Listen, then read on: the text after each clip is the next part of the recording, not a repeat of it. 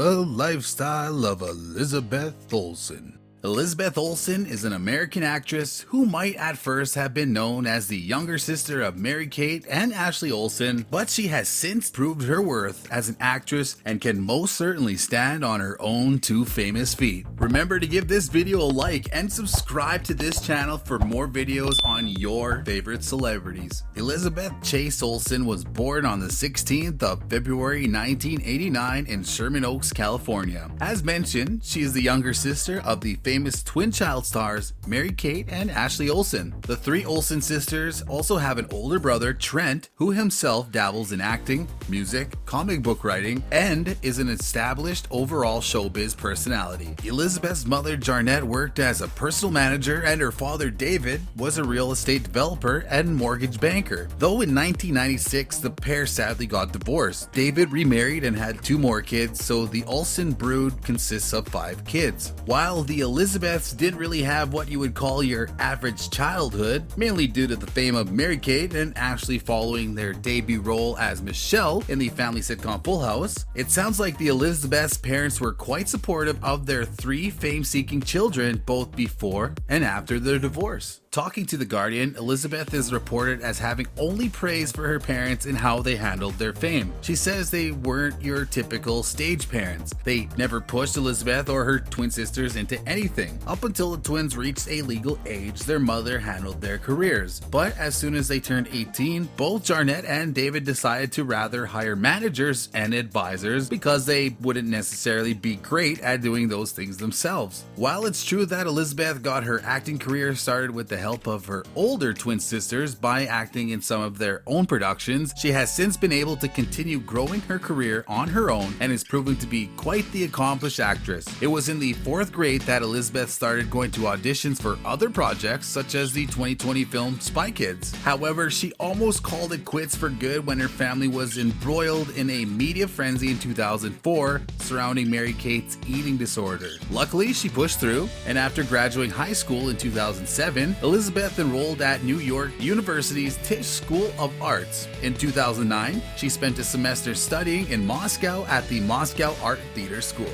In 2011, Elizabeth got her first real big break when she starred in the thriller Martha Marcy May Marlene. The film, along with Elizabeth's performance, received critical acclaim following its premiere at the Sundance Film Festival. Her performance saw her being nominated for several critics' awards, with a few of those nominations turning into victories. In the same year, Elizabeth took on the role of Sarah in the horror film remake Silent House. While the film itself received mixed reviews, critics were full of praise over Elizabeth's performance. She went on to film a 3rd film that year, Red Lights, and in 2012, she starred in the Josh Radnor film Liberal Arts. In 2013, Elizabeth filmed Old Boy, and in 2014, she starred in Godzilla. Not slowing down in 2014, Elizabeth was seen in 2 films that year, I Saw the Light and The Avengers Age of Ultron. This film would eventually lead her to star in her own little mini-series, but stay tuned to hear more on that a little bit later. Excluding the small appearances she made in her twin sisters' productions as a child, Elizabeth has starred in at least 23 productions, received 27 nominations, and won 8 awards, all in a very short career, spanning 11 years to date. In 2011, she won a jaw-dropping 6 awards, including the Vancouver Film Critics Circle for Best Actress in Martha Marcy May Marlene, and Chicago Film Critics Association's Most Promising Performer Award for her role in the same film. 2013 saw her winning the Fangoria Chainsaw Award for Best Leading Actress in Silent House. And in 2015, she won the Deauville American Films Festival Hollywood Rising Star Award for her performance in I Saw the Light. With a career and schedule as jam-packed as Elizabeth's, it's easy to understand why she hasn't had time to plan her wedding just yet. In 2013,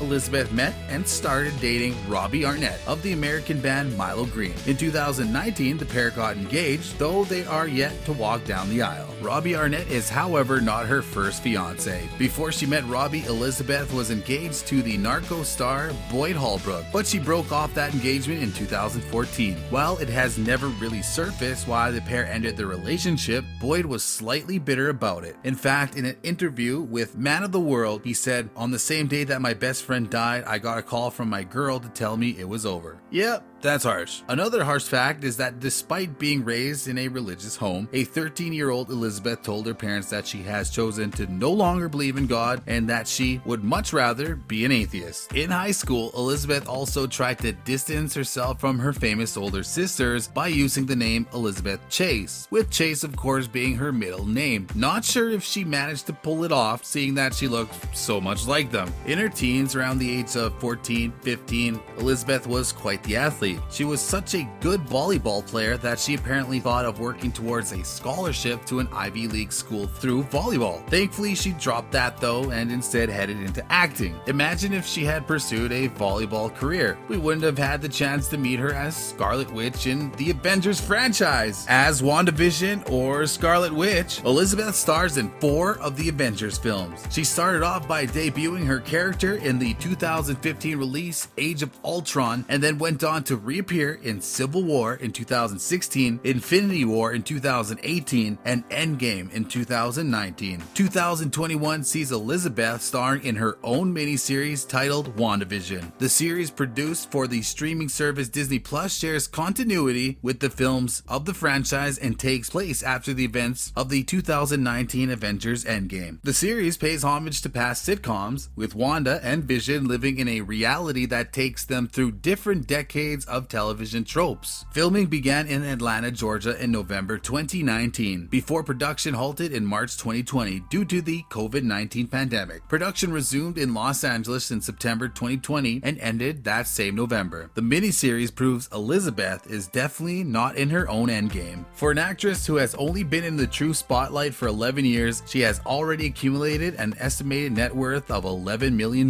Not too shabby considering she has starred in quite a few independent films in her relatively short career. Her sizable net worth has helped her get semi-settled in the UK. She rents a home in Richmond, West London, and says she is living her British dream. Elizabeth tells the Evening Standard that we're living this British dream in this house in Richmond right by the water. We want to figure out how to stay here, so now we want to write a rom-com because we don't want to leave. It's not surprising that she would want to settle somewhere outside of America considering her family was hounded there by paparazzi growing up. She continued by saying, "I have such an affinity for England already that last year," she refers to 2020, "we were looking into how we could legally live here." We hope you weren't expecting a list of hot, pricey, and flashy cars parked in Elizabeth's driveway. Seeing that she calls herself a minimalist, she drives a car to match a black Prius, which comes with a fairly modest price tag of about $24,525. Furthermore, while Elizabeth loves to travel, she's not really that big on shopping while traveling. She says,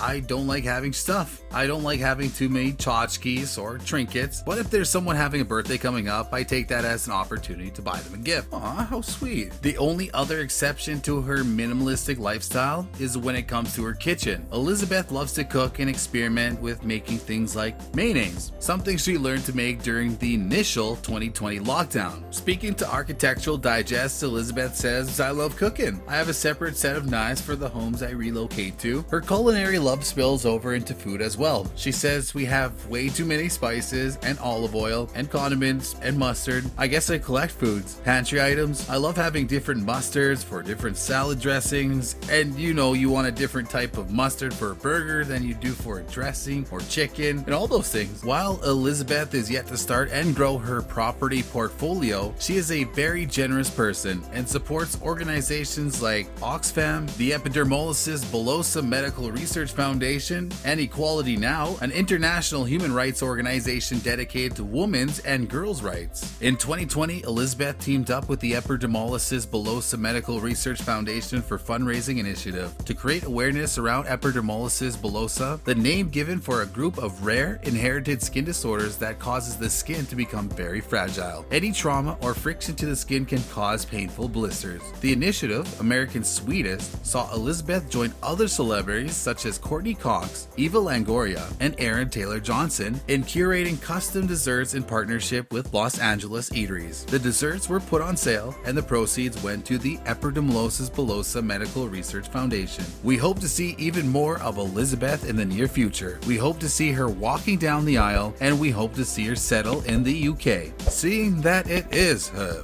British dream.